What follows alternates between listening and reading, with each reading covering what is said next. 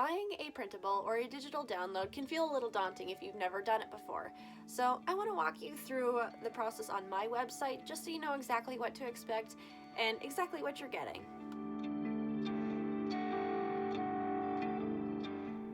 So on my homepage, you can go to my printables, select the design you want, add it to cart.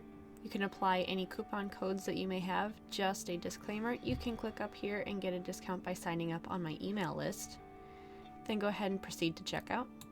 If you have bought from me in the past and you created an account, you can click here to log in and all your information is saved. If you haven't, then just proceed and go ahead and fill out all of these fields. Now when you get to this part, I would recommend creating an account, because then if you want to come back and you lost the email that you received your printable, you can always log back into your account and manage your downloads there.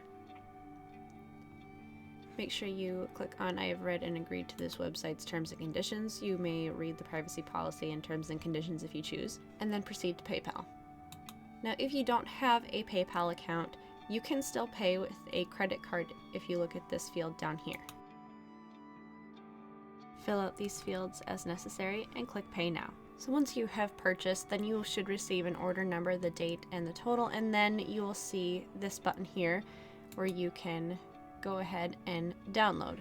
Now in this case, my download appeared down here. Sometimes it'll be in the upper right hand corner, but almost every computer will have a downloads folder somewhere in your files, so you can also find it there. You will also receive an email with your download, in which you can click on this link and download it here as well. Just a note, if you do not receive an email with this, then before you do anything else, make sure you check your spam or your junk folder or something similar to that. Sometimes different mail servers like Gmail or Yahoo or AOL, whatever you might have, sometimes it just doesn't recognize a certain website and it'll send it to the junk or spam. It's nothing bad, but check that first if you don't receive it.